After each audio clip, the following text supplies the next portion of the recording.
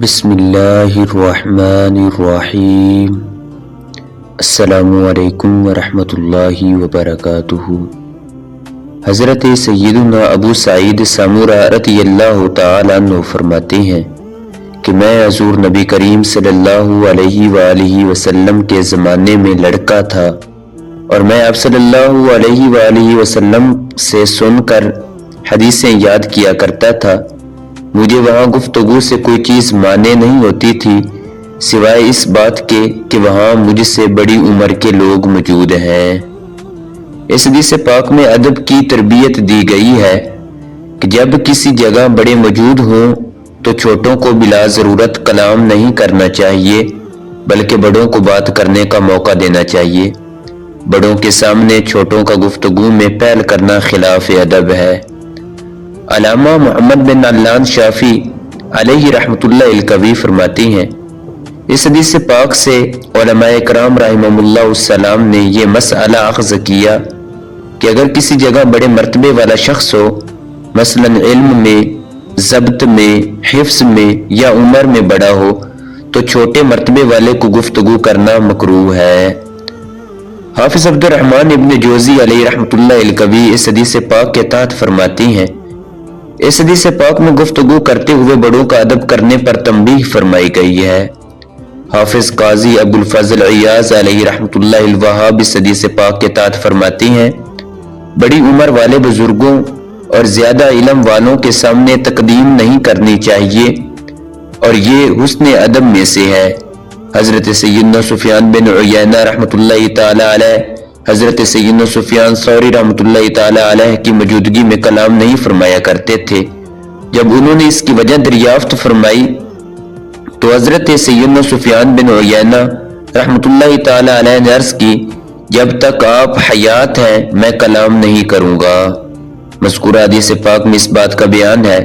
کہ حضرت سیدنا سامورہ بن جندم رضی اللہ تعالیٰ عنہ کم عمر ہونے کے باوجود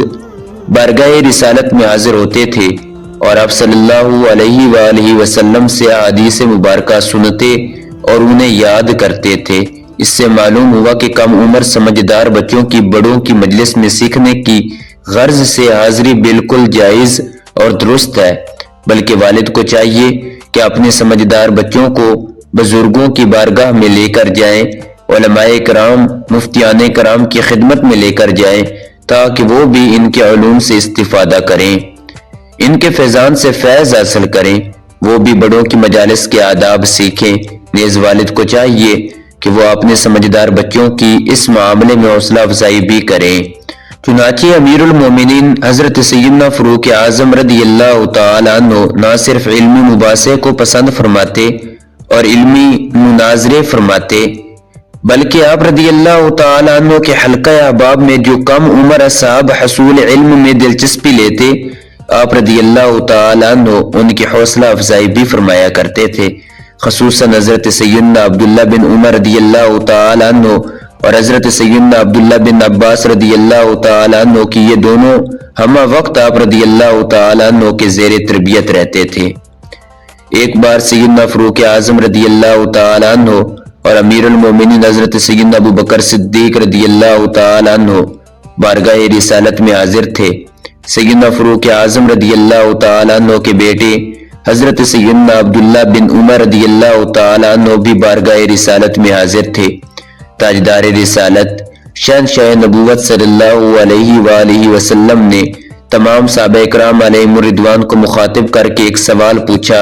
اور ارشاد فرمایا، اے میرے صحابہ، بے شک ایک درخت ہے جس کے پتے نہیں گرتے اور وہ مومن کی مثل ہے، بتاؤ کہ وہ کون سا درخت ہے؟ حضرت سیدنا عبداللہ بن عمر رضی اللہ تعالیٰ عنہ فرماتے ہیں کہ میرے دل میں اس کا جواب آیا کہ وہ کھجور کا درخت ہے، لیکن میں نے امیر المومنین حضرت سیدنا ابو بکر صدیق رضی اللہ تعالیٰ عنہ اور اپنے والد گرامی امیر المومنین حضرت سیدنا عمر فاروق رضی اللہ تعالیٰ عنہ کی موجودگی میں بولنے سے جھجک محسوس کی کہ جب دو عالم کے مالک و مختار مکی مدنی سرکار صلی اللہ علیہ وآلہ وسلم کی اتنے جلیل القدر صحابہ خاموش ہیں تو میں کیوں بولوں؟ پھر سرکار صلی اللہ علیہ وآلہ وسلم نے خود ہی جواب ارشاد فرمایا